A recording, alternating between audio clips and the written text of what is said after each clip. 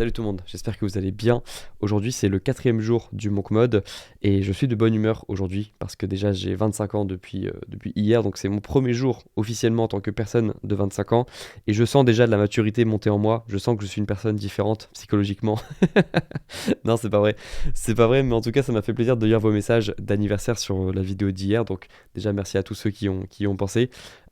L'autre raison aussi pour laquelle je suis de bonne humeur, c'est qu'aujourd'hui on est dimanche 26 novembre et donc j'ai plus de temps pour vous filmer mon quotidien en monk mode parce que en général la semaine, les jours précédents dans la semaine, je suis beaucoup pris par les différentes choses que je fais, par le travail que je fais sur le bureau et disons que le dimanche, comme ma salle de sport, il y a moins de monde à partir de 19h, 20h. Je peux filmer là-bas sans déranger personne, sauf lorsqu'on croise du monde comme ça arrivait le premier jour.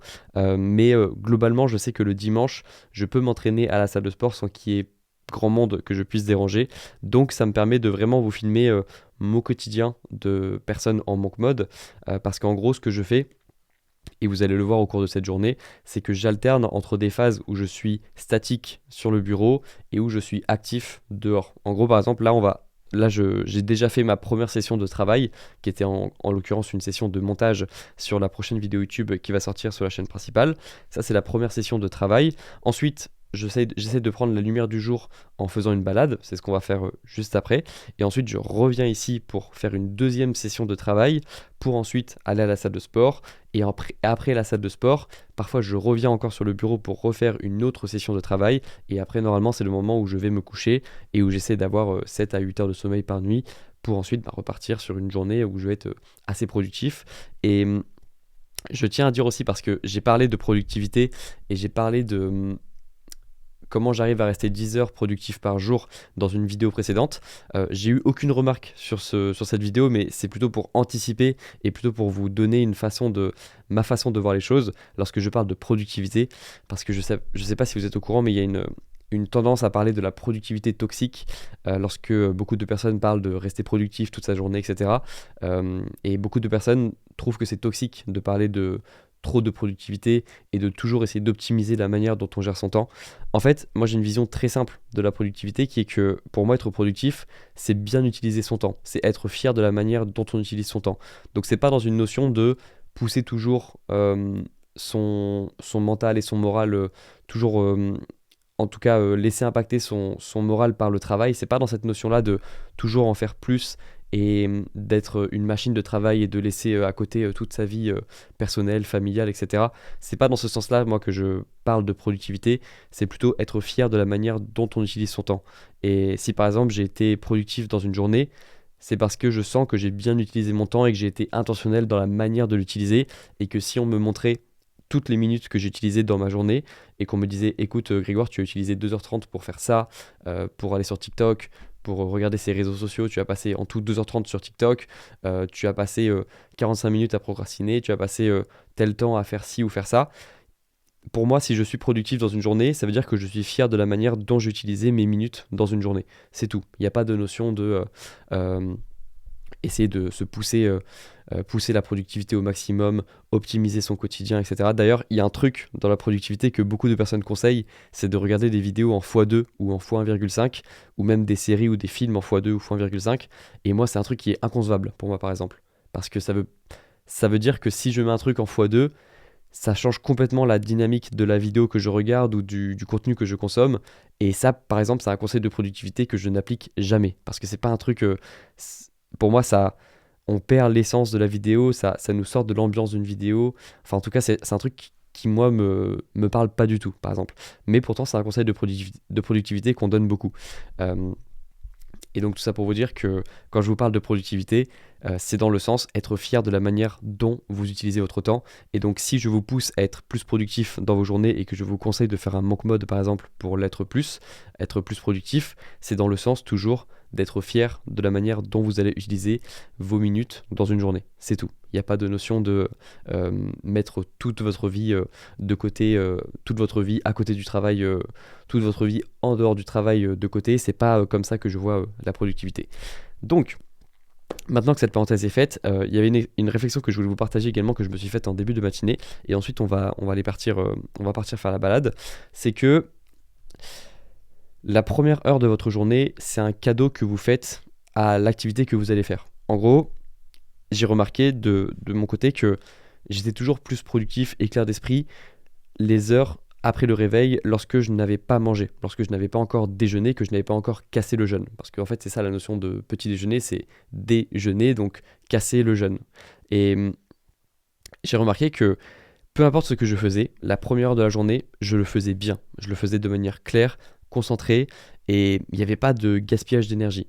Et donc, par exemple, lorsque j'étais étudiant et que je travaillais la première heure de la journée, c'est un truc que je faisais beaucoup parce que j'avais justement remarqué que c'était des heures où j'étais très productif.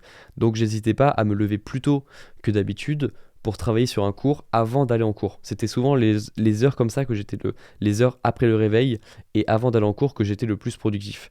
Et par exemple, maintenant que je suis sur YouTube, c'est la même chose. J'ai remarqué que peu importe la chose que je fais le matin, après le réveil, sans avoir mangé, que ce soit faire du montage comme ce matin, que ce soit rédiger des vidéos, écrire un mail, peu importe, euh, c'est quelque chose que je fais toujours bien. C'est pour ça que je dis que la chose que l'on fait après le réveil, c'est un cadeau que l'on fait à cette chose. C'est un cadeau que l'on fait à cette tâche parce que on va lui donner 100% de notre attention. Et donc par exemple, moi ce matin, le cadeau que j'ai fait à mon activité, c'était le montage vidéo. Parce qu'en fait, quand je commence la journée comme ça à faire du montage vidéo, je suis beaucoup plus créatif parce que j'ai zéro distraction en fait en tête. J'ai été distrait par zéro message, zéro actualité, zéro mauvaise nouvelle potentielle. Je sais pas ce qui se passe dans le monde, je sais pas ce qui se passe même du côté de mon entourage, de ma famille, les amis que je suis sur Instagram, etc.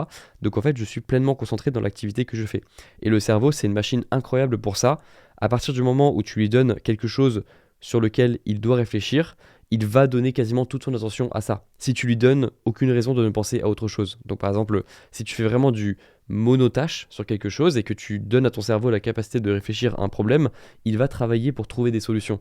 Et c'est pour ça par exemple que lorsque j'ai tendance à subir cette capacité du cerveau à se concentrer sur un problème, par exemple lorsque je sais pas, dans la vie personnelle ou sentimentale, tu as un problème qui t'est arrivé et que tu réfléchis à la situation, que tu réfléchis à qu'est-ce qui est en train de se passer dans la vie de cette personne que j'aime. Enfin, je sais pas, tu sais que je pense que vous avez vécu des phases où vous étiez en train de créer des propres problèmes dans votre tête à partir d'une situation qui était un petit peu ambiguë ou d'un message que vous avez reçu ou de quelque chose que vous avez vu, que vous avez remarqué chez une personne que vous aimez.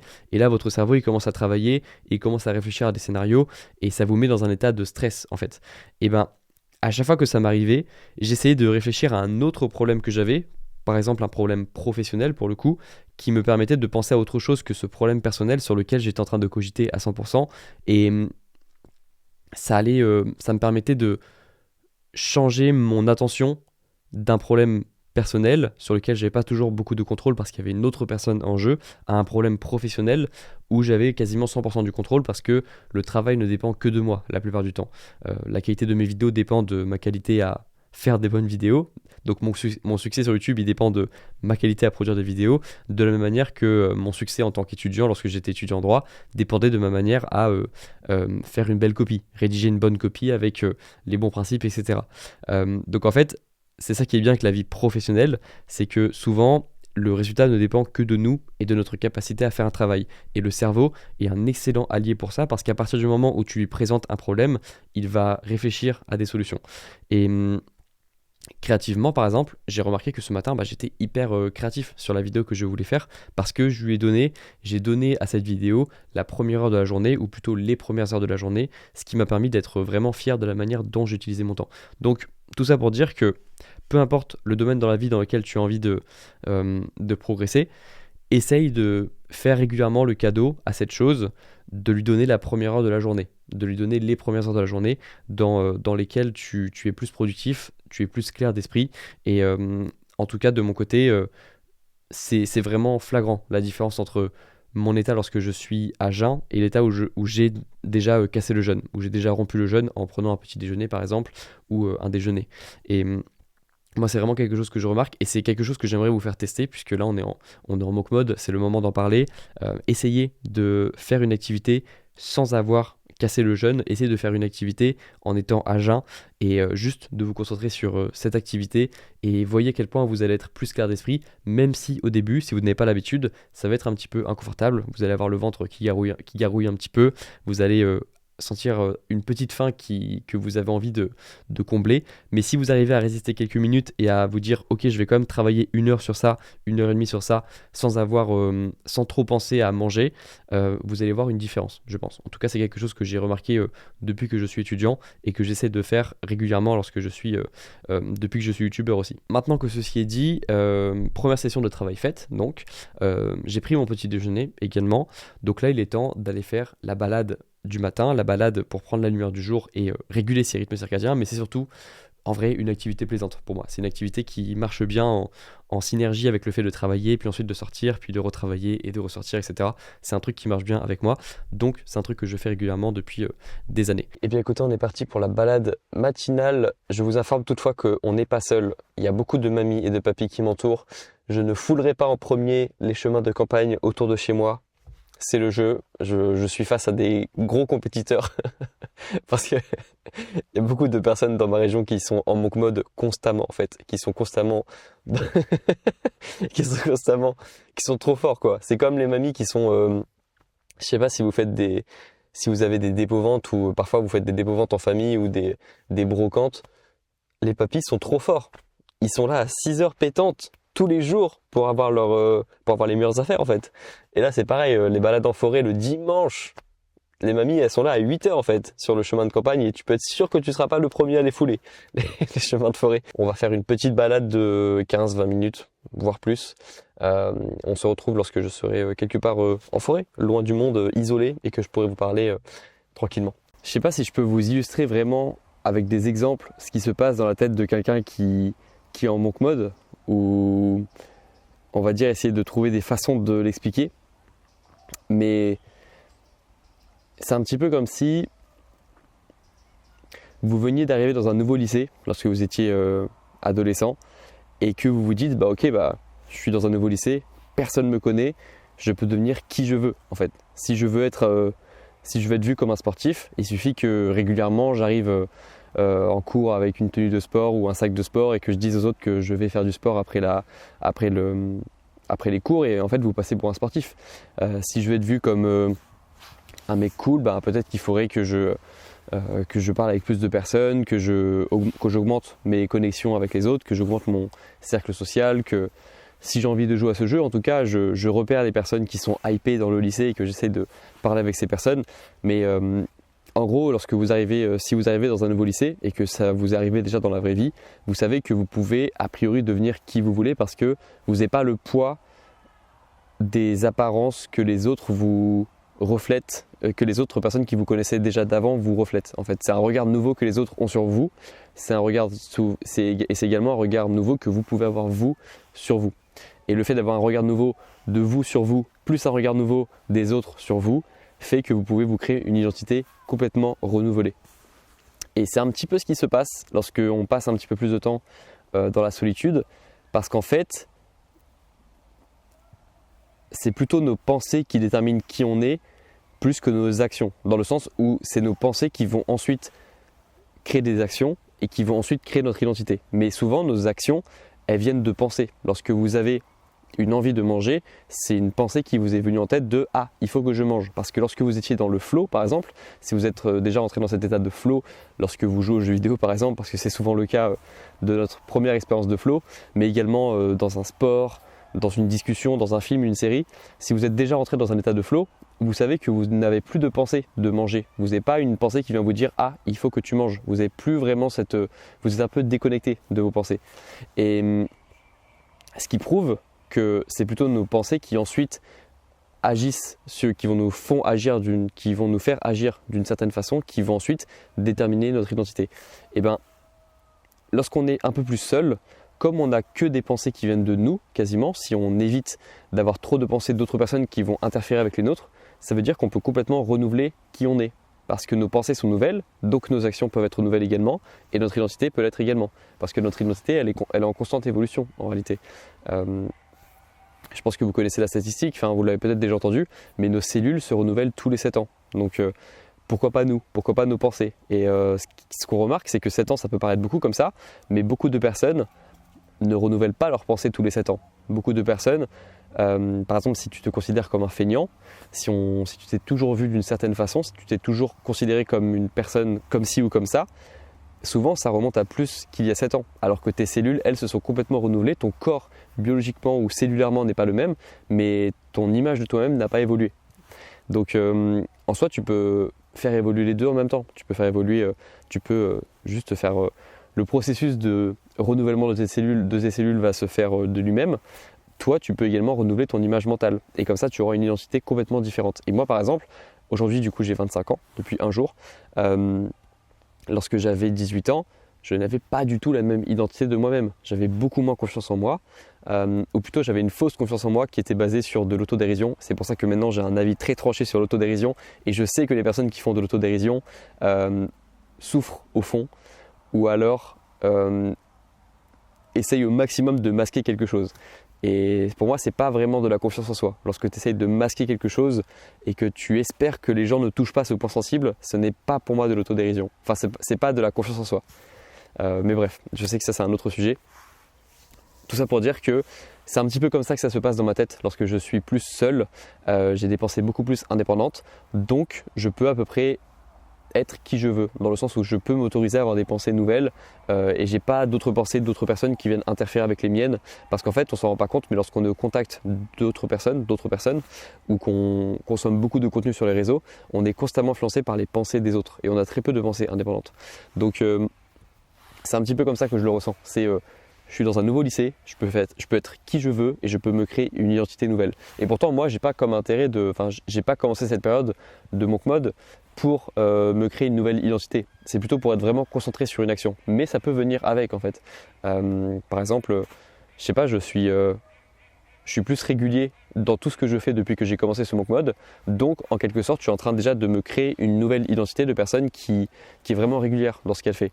Même si c'est pas un changement profond d'identité, je me prouve à moi-même que je suis capable d'être une personne différente rien qu'en quelques jours, en fait. Et ça, c'est cool. Et ça, c'est beau.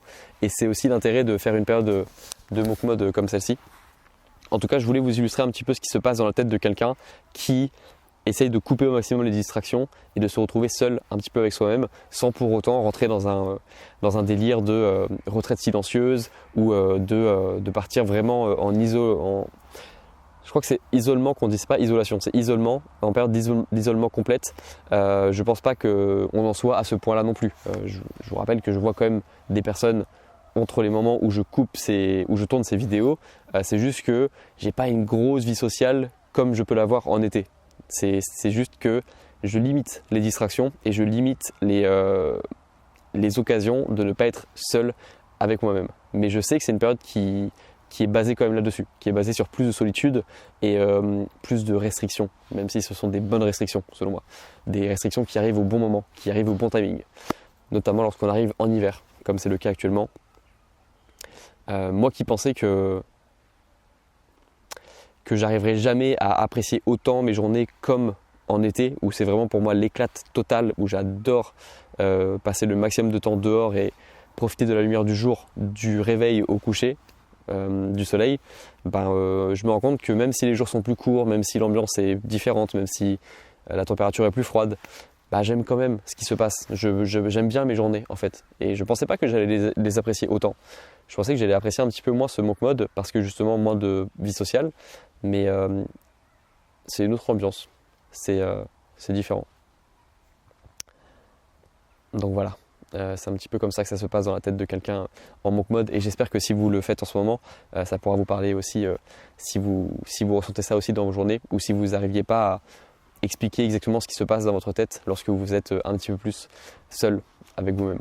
Et par rapport à ce que je vous disais ce matin sur à quel point notre cerveau c'est une super machine pour trouver des solutions à un problème, il y a aussi une partie moins agréable de ce cerveau que vous avez sûrement expérimenté, c'est que s'il ne cherche pas activement des solutions à un problème, il va chercher des problèmes à quelque chose qui n'a pas forcément de solution. Et je pense que le meilleur exemple de ça, c'est les relations où on peut créer nous-mêmes des problèmes à une situation qui à la base était assez simple à gérer, ou une situation pour laquelle il n'y avait pas forcément de problème. Mais le fait d'avoir une situation sur laquelle on n'a pas beaucoup de contrôle, par définition, dans les relations, il y a toujours au moins une autre personne en jeu qui va avoir sa propre vie, ses propres pensées, ses propres émotions et qu'on ne pourra jamais contrôler à 100%. Du coup, c'est normal d'avoir toujours un certain pourcentage de la relation ou de la réaction de l'autre personne en question qu'on ne maîtrise pas. Et c'est ça qui va créer l'anxiété. C'est le fait de se dire, et je suis sûr que vous l'avez déjà vécu dans vos relations, parfois on pense à des trucs bêtes ah, est-ce qu'elle a vu ma story? Est-ce qu'elle a répondu à mon message? Pourquoi est-ce qu'elle met du temps à répondre à mon message? Ou encore pire, oh, elle a mis un vu, elle a vu le message mais elle n'a pas répondu. Toutes ces petites choses qui nous prennent de l'énergie mentale, et beaucoup d'énergie mentale dans une journée, qui nous font nous créer des scénarios, qui nous font nous questionner, ça prend beaucoup d'énergie en fait. Et c'est ça l'exemple, le mauvais exemple entre guillemets de à quel point notre cerveau peut créer des problèmes alors qu'il n'y a pas forcément de besoin de se créer autant d'anxiété et de scénarios dans notre tête. Mais je sais que vous l'avez expérimenté et je sais que vous avez tous vous avez tous en vous un peu de Spielberg. Vous êtes capable de vous créer des super scénarios en tête, de vivre des super films dans votre tête, qu'ils soient positifs ou négatifs d'ailleurs, et de vous gâcher vous-même la vie en fait, ou pour un scénario négatif. Mais vous êtes aussi capable de vous imaginer avoir une vie incroyable avec de la musique dans les oreilles, scénario que vous ne vivrez jamais si vous restez toujours en train d'écouter de la musique, en train de vous créer des scénarios, mais que concrètement, dans vos 24 heures journalières, vous n'agissez pas vers cet objectif. Et je sais que la réalité, elle est beaucoup plus décevante, toujours, que notre imagination, parce que elle est moins musicale, elle est plus silencieuse, elle est juste plus réelle. Elle se vit en 3D, elle se vit avec plein d'émotions, elle se vit jamais comme on l'a imaginé. Elle a toujours plusieurs facettes, il y a toujours des avantages et des inconvénients dans la situation dans laquelle on est. Et c'est juste ça la réalité. C'est une expérience qui a plusieurs formes et qui a plus de sensations qu'on imagine que lorsque justement qu'on imagine une situation et qu'on se dit ah, quand j'aurai ça ce sera parfait, ou s'il se passe ça c'est l'enfer, ou j'espère qu'il se passera jamais ça. C'est toujours plus précis dans la vraie vie. C'est toujours plus précis, c'est toujours différent, en tout cas de comme on l'avait imaginé lorsqu'on se crée les scénarios. Donc c'est ça aussi l'intérêt de se retrouver un petit peu seul avec soi-même, c'est qu'on vit moins de scénarios, juste on vit. Et c'est ce que j'aime bien dans cette période de monk mode. Et c'est pour ça aussi que je m'autorise à écouter moins de musique. Je vous en avais déjà parlé sur ma chaîne Clip l'an dernier, sur le fait que j'écoutais pas du tout de musique à ce moment-là. Maintenant, je dirais que j'écoute de la musique lorsque je suis à la salle de sport et lorsque je suis en voiture, parce que c'est pas des situations dans lesquelles j'ai vraiment besoin de me concentrer sur une tâche intellectuelle. Et donc, ça me permet de juste profiter plus de mon moment, sans avoir à gâcher une session de travail, parce que je recommande pas du tout d'écouter de la musique avant de travailler. Ça, c'est vraiment difficile de passer d'un état où tu es en plein état t'es trop content, t'écoutes de la musique, et juste après passer un état où tu dois te concentrer dans le silence, c'est très compliqué. Donc je recommande pas forcément ça, et je recommande pas d'écouter de la musique toute la journée, parce que tu peux rester dans un état où tu vas te créer des scénarios positifs ou négatifs, mais où tu vas te créer des séries Netflix dans ta tête en fait. Dans ta tête, tu vas te créer des séries entières qui ne se passeront sûrement jamais et qui vont te causer soit de l'anxiété, soit de la joie que tu ne pourras jamais vraiment toucher du doigt parce que tu ne vivras pas ces scénarios dans la vraie vie. Donc moi, je préférais, si j'étais à ta place, je préférais vivre ces scénarios dans la vraie vie et donc scénariser un petit peu moins, mais vivre plus, expérimenter plus. Je pense que c'est ça vers quoi on devrait tous tendre un petit peu plus. Et c'est ce vers quoi je tends actuellement en tout cas. Et je vous invite à faire pareil. Donc, balade terminée, je vais rentrer parce qu'il commence vraiment à faire froid actuellement. C'est vraiment un winter arc pour le coup. On se retrouve sur le bureau et on va repartir pour une autre session de travail. C'est comme ça que ça se passe dans mes journées régulièrement. Donc on se retrouve sur le bureau et on va bosser un petit peu sur la prochaine vidéo. Ok, on se retrouve au studio quelques heures après la balade. J'ai réenchaîné sur une session de montage pour la prochaine vidéo sur YouTube. D'ailleurs, je peux peut-être vous faire écouter les premières secondes, comme je l'avais fait l'an dernier pour la vidéo sur pourquoi j'ai quitté les réseaux. Ouais, vous allez pouvoir entendre un petit peu.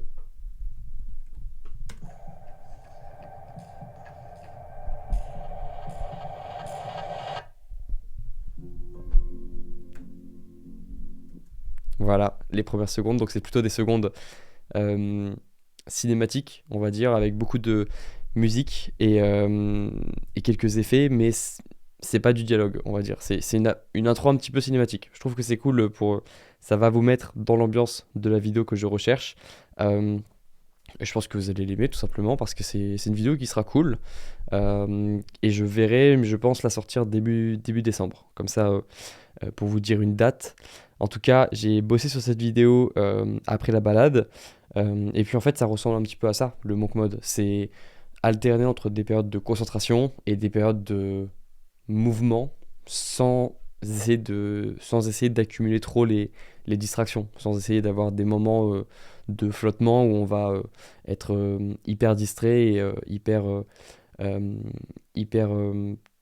tourné vers le confort ou le plaisir en fait.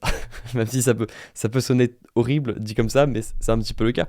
Mais en fait, ce que je trouvais, et ce que j'ai remarqué aujourd'hui, c'est que j'ai pris du plaisir dans la balade. En fait, l'humain, il est super fort pour s'adapter. C'est-à-dire que à partir du moment où tu vis une situation de manière régulière, tu vas t'adapter à la situation. Que ce soit dans le bon sens, c'est-à-dire, je sais pas, par exemple, la tolérance à la douleur, la tolérance à la souffrance, elle s'améliore avec le temps.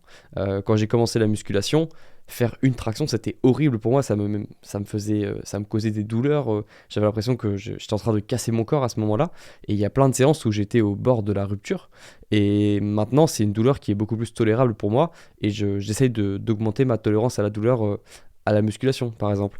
Mais c'est le cas aussi pour, je dirais, la douleur dans la vie de tous les jours. Je trouve que maintenant, je tolère mieux le stress que je le tolérais lorsque j'étais adolescent et que je découvrais la notion de stress, en fait. Et ça a un nom d'ailleurs, ça s'appelle l'adaptation hédonique. C'est le fait de s'habituer aux situations que l'on vit et de petit à petit avoir un retour marginal des choses que l'on consomme, des choses que l'on fait. Bref, le fait que lorsque l'on fait quelque chose pour la première fois ou que l'on possède quelque chose pour la première fois, c'est fou. Le retour marginal, il est pas marginal, il est important. Le retour sur investissement, le retour, l'impact que ça a sur notre vie, il est important. Et ensuite, il décroît avec le temps. Donc ça, c'est pareil pour, je sais pas, quand vous veniez d'avoir votre téléphone, repensez au jour où vous veniez d'avoir votre téléphone, vous étiez trop content, vous étiez là, ah c'est trop bien, c'est mon téléphone à moi, et maintenant vous faites même plus attention lorsque vous êtes sur votre téléphone, que vous étiez un jour super content de l'avoir. Pareil pour la voiture, pareil pour le permis. Moi je me rappelle que lorsque j'ai eu mon permis, c'était waouh, trop bien. Maintenant quand je rentre dans la voiture, je me dis pas waouh, j'ai trop de chance de pouvoir rouler sur la route. C'est normal, mais ça c'est une façon, on va dire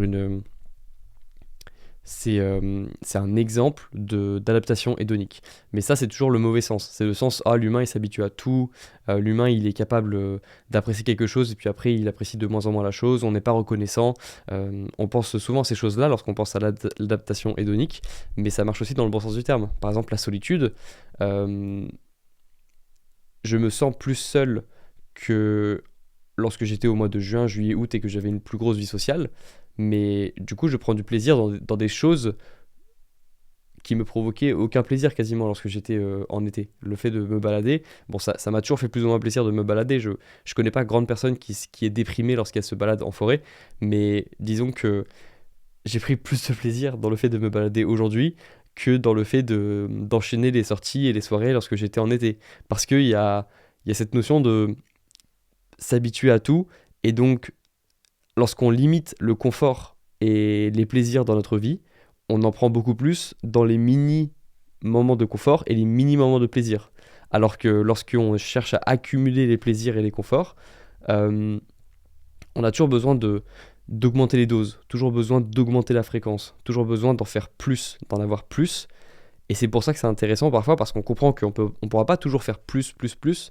C'est intéressant de revenir à un niveau où on est plus sobre dans la recherche du confort et du plaisir. Et après, on profite encore plus des petits plaisirs de la vie, des petits conforts de la vie. Alors que, je sais pas, enfin, ça me paraîtrait trop bizarre de baser toute ma vie sur la recherche de plus de confort. Je pense vraiment pas qu'on est fait pour ça en tant qu'humain. Je pense pas que on trouvera beaucoup de sens dans toujours plus de confort et encore moins dans beaucoup plus de plaisir, encore pire. Par contre, la quête du sens, c'est une quête intéressante. La quête du silence, c'est une quête intéressante pour D'ailleurs, c'est lié au sens, hein, c'est lié, plus tu passes du temps en silence, plus tu as des pensées indépendantes, plus tu sauras qui tu es, plus tu sauras ce que tu veux. Donc la quête du sens ou du silence, c'est une quête qui m'intéresse beaucoup plus. Et c'est d'ailleurs pour moi un des jeux vidéo les plus intéressants au monde. Euh, mais pas dans le sens, pas dans le sens intéressant, waouh, c'est trop cool, il se passe trop de trucs. Non, c'est l'inverse. Il se passe pas beaucoup de choses, mais du coup, tu peux en apprendre plus sur toi-même, je trouve. Donc, ouais, c'est un petit peu ça les réflexions que je me suis faites aujourd'hui. Euh, Ce que je vous propose de faire pour finir cette vidéo, et si ça vous plaît, je le referai peut-être dans des prochaines vidéos, mais j'ai peur que ça fasse des vidéos trop longues. euh, c'est que là, je vais repartir sur une session de montage et je vous propose de faire un study with me, pour ceux qui connaissent, d'une vingtaine de minutes, pour vous inciter à travailler après avoir vu cette vidéo. Là, je sais qu'on est dimanche soir, je sais qu'il y a beaucoup de personnes qui vont essayer de passer du temps sur les réseaux après, qui vont essayer de se divertir. Moi, ce que je vous incite à faire, c'est après cette vidéo de commencer à travailler sur un projet ou de continuer à travailler sur un projet et d'être fier de vous lorsque vous allez vous coucher ce soir. Donc, ce que je vais faire, c'est que moi, je vais travailler sur mon montage et je vais vous mettre une petite musique en même temps que je travaille, une musique tranquille, hein. Je vais vous mettre une musique qui n'est pas trop, qui va pas trop vous prendre votre énergie et votre capacité d'attention, juste une musique pour travailler tranquille, et moi je vais avancer sur mon montage en même temps, et je pense que je vais finir la vidéo comme ça, en travaillant, et ce que je vais faire c'est que ce soir je vais aller à la salle, et je vais vous filmer dès ce soir le Monk Mode que je vous publierai demain, parce que je sais que demain j'ai plein de travaux à faire avec papy. Genre, en plus le lundi matin c'est le jour où je fais une séance des jambes, une séance jambes à la salle qui prend beaucoup de temps et que je fais avec une autre personne à la salle, donc je suis pas seul à la faire, donc je peux pas la filmer et en plus ça me prend beaucoup de temps. Mais du coup, tout ça pour vous dire que lundi, je suis très pris, donc je publierai l'épisode que je vais filmer ce soir à la salle de sport. J'irai faire ma séance et je vous parlerai en même temps de ce qui me passe par la tête. Mais je pense finir la vidéo comme ça, en travaillant sur ce projet et en vous incitant vous aussi à travailler. Donc faites-le en même temps. Vous voyez ça comme une interaction, une vidéo interactive, et essayez de bosser sur un projet en même temps que moi j'avance sur ma prochaine vidéo. Et j'espère que ça vous fera. Le but en tout cas, c'est que ça vous fasse un petit momentum qui vous pousse ensuite à vous concentrer plus longtemps sur une autre tâche. Pendant que moi, je serai plus là, forcément. Moi, j'aurai fini la vidéo. Et vous, je vous incite quand même à travailler après avoir vu cette vidéo. Parce qu'en fait, vous allez voir que si vous arrivez à vous concentrer juste 5-10 minutes sur un projet que vous procrastinez à faire, par exemple, c'est pas si déplaisant que ça. Ce qui est déplaisant, c'est d'être dans le moment où on est juste avant de le faire et qu'on se dit «Ah, c'est trop tard, ça sert à rien, flemme». En fait, quand on rentre dans l'action et qu'on réussit à être concentré sur cette action, peu importe qu'elle soit manuelle ou intellectuelle, une petite action que l'on procrastine à faire ou un travail important sur lequel on doit avancer, lorsqu'on commence à être concentré, ça va bien en fait. Ce qui est chiant, c'est la période entre les deux. La période où on se demande est-ce qu'on va le faire ou pas, est-ce qu'il est trop tard. Non, faut le faire et après on se sentira bien. Ok? Donc, je vais me préparer pour faire mon montage et on commence le Study With Me donc à partir de maintenant. Let's go, musique.